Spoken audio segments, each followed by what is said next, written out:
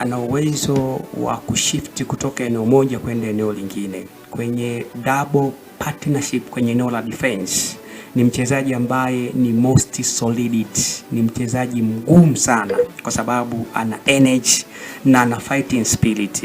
Lakini ukiacha hapo, ni mchezaji ambaye vimo vyake kwa maana ya ule urefu hawatofautiani kabisa na mtu kama Bakari Nondo Mwamnyeto. Futi 6 plus anaendelea.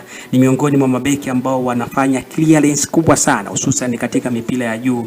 Unazungumza aerial balls. Moja ya sifa ambazo zinamfanya kwa ni miongoni mwa mchezaji bora sana katika mipira hiyo. Na of course, ukiacha tu kuwa na ubora huo, ni mchezaji ambaye yuko more aggressive. Yaani anapokwenda kukaba hakabii macho.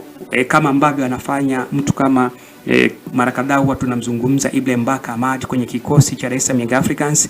Ni miongoni mwa wachezaji ambao akiamua kufika kwenye mwili anafika kweli kweli. Yaani akiamua kufika anafika kweli kweli, kwa sababu ukienda kwenye ligi ya PSL msimu uliomalizika, wakati anaisaidia timu yake kushika nafasi ya 6, michezo 17 ambayo alitakiwa kuicheza ni michezo 13 alibahatika kuweza kuanza.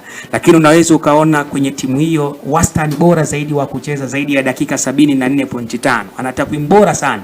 Kama unaweza ukamwanisha kwenye mechi, maana yake ana wastani bora mno wa kuweza kukaa kwenye mechi zaidi ya dakika 70 mpaka dakika 80. Kama amekwenda kuanza anazimaliza. Lakini unaweza ukaangalia huyu ni beki wa namna gani, maana yake ni an excellent defender. Kama mchezaji kwenye mechi 17 zaidi ya mechi 13 anakwenda kuanza kwenye starting first 11, maana yake ubora wake ni mkubwa. Angalia ubora mwingine unakuonesha ni mchezaji wa namna gani. Ni more aggressive kama nilivyozungumza, anaisaidia sana eneo la backline kuwa solid. Na ndio maana ni kati ya madefenders wachache sana ambao wako tayari ku take one for the team.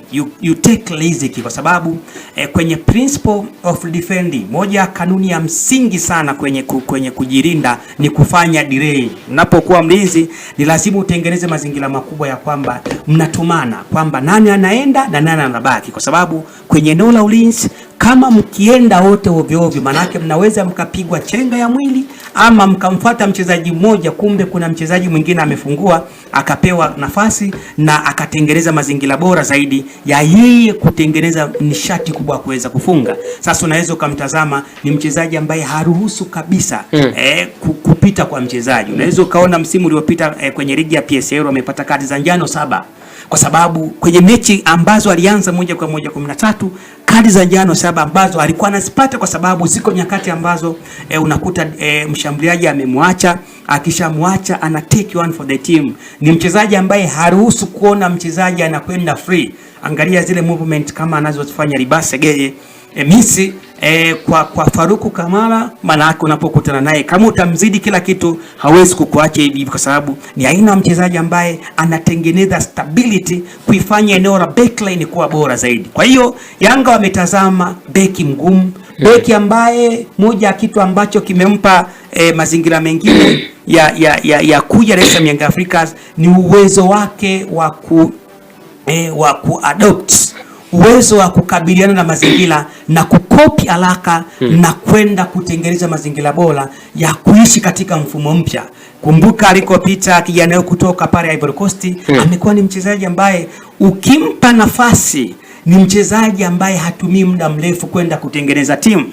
Na any successful team ama timu yoyote ambayo imefanikiwa kwenye mapinduzi makubwa ya kupata mataji, lazima wawe na wachezaji ambao wanaweza wakafika mahara wakaelewana. Kwa hiyo Kamara ujio wake kwenye kikosi cha Dar es Salaam Young Africans kwa sababu ana wepesi kwenye kutengeneza combination, namuona atamkuta Dickson Job mwezi wa 10 mwezi wa 11. Kwa maana hiyo katika eneo la